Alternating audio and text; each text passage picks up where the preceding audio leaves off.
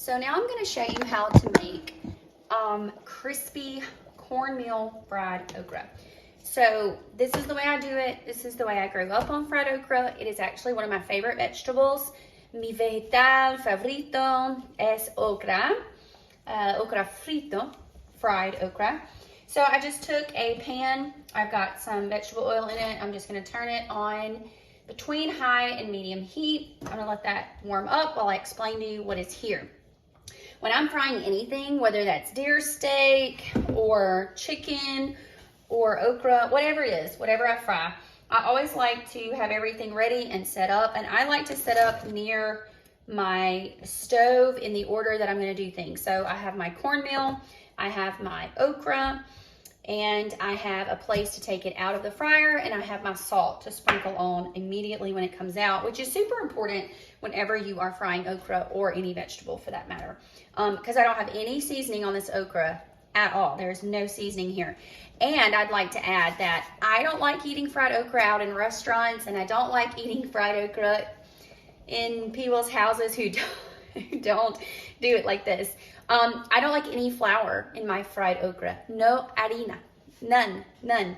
This is just plain yellow cornmeal. It's going to give you this super crispy okra, but it's not heavily breaded. It's just going to add a crunch. And I took my okra. Fresh okra, of course, is the absolute best. This is from my dad's garden, Jardín de mi papá, de mi padre. But it was frozen. I sliced it up really thinly. Cortar, remember the verb to cut. I sliced it or chopped it very thinly, and then I put it in. And slicing your okra or chopping your okra super thin is the key to getting really crispy okra. Do not do big chunks of okra. It will not get crispy for you. It will just be like squishy in the center, and that's not what I like. No me gusta. I don't like that. So I have my okra sliced very thinly, fresh. I pulled mine out of the freezer, and I just ran it in a strainer under some water. The only reason why I did that, not a long time, the only reason why I'm doing that is because I want my fresh okra, especially my freshly frozen okra, has a little bit of moisture to it. But fresh okra does not. As soon as you pick it, you wash it, and you slice it very thinly, it's just dry. So I put it in a strainer, and I run it under some water to get it wet. I just want it to be wet so that my cornmeal will stick to it, and then I can fry it. So that's basically what I'm gonna do. I'm just waiting now for the temperature on my oil to get ready. And then I am going to, and I have this out of order. I'm going to take my okra, I'm gonna put it in my cornmeal, I'm gonna fry it, I'm gonna show you when it's ready to take out, put it on my, I don't do paper towel lined plates, no platos, no plates. I like to do all of my colección of my fried foods on my cutting board. I just like it. And I have like 4 or 5 cutting boards, but I have 2 wooden ones that I just love. I have a huge one over there by the sink, and then I have this one. So I just use my paper towels, and I line my cutting boards whenever I am doing fried foods. So I'm gonna let the oil come up to temp. Of course, I'm showing you how to do this crispy cornmeal fried okra for our gumbo, which is cooking away back here on the stove. It looks delicioso.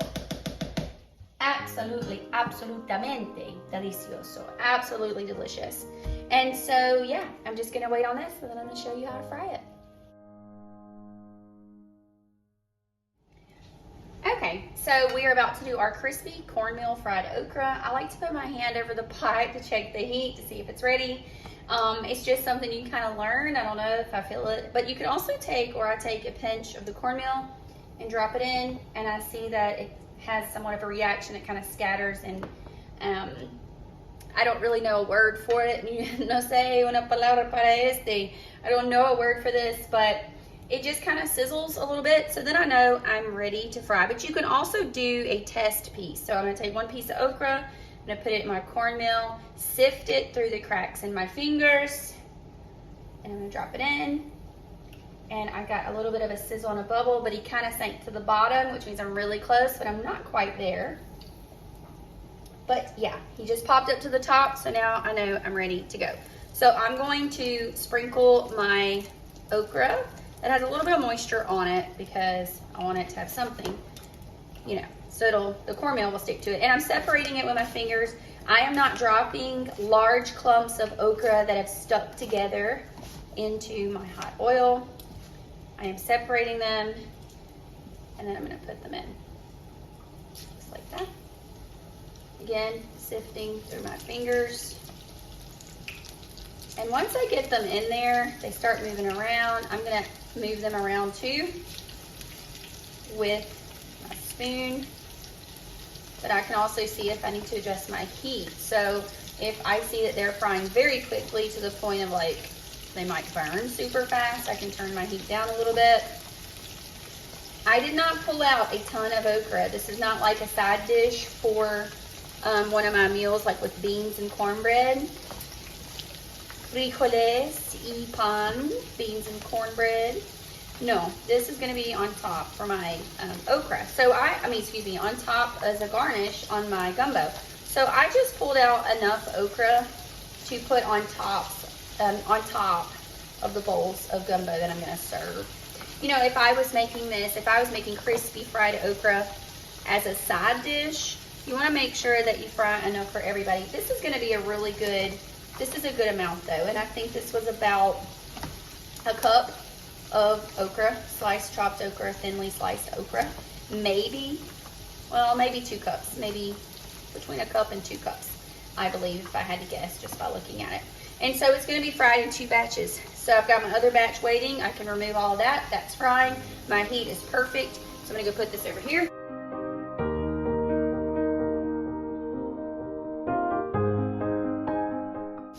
And then I'm just gonna move it around just a little bit to see. It looks really good.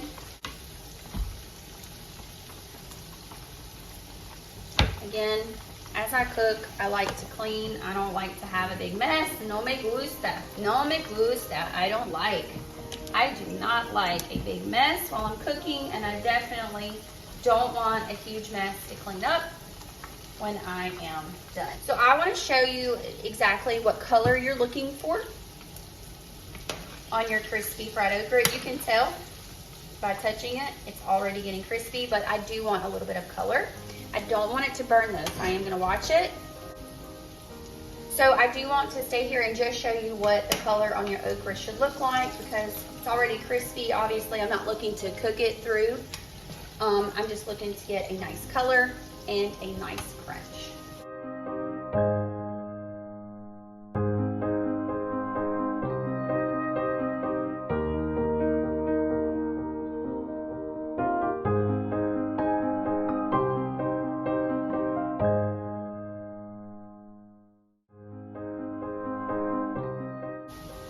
And the very last thing that I need to do for my gumbo is to get my rice ready to serve.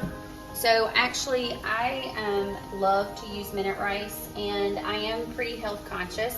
So I like to use brown minute rice. So I wanted to do 6 servings with this meal tonight. So I did 3 cups of minute brown rice. And it's 3 cups of rice, it's 3 cups of water.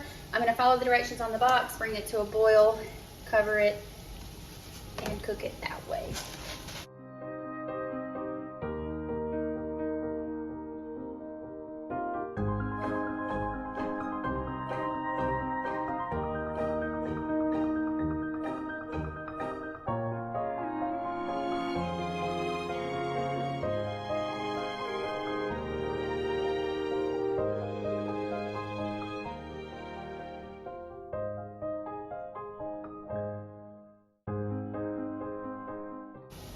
Okay, this is perfect. This is some of the color that I'm looking for. It's crispy.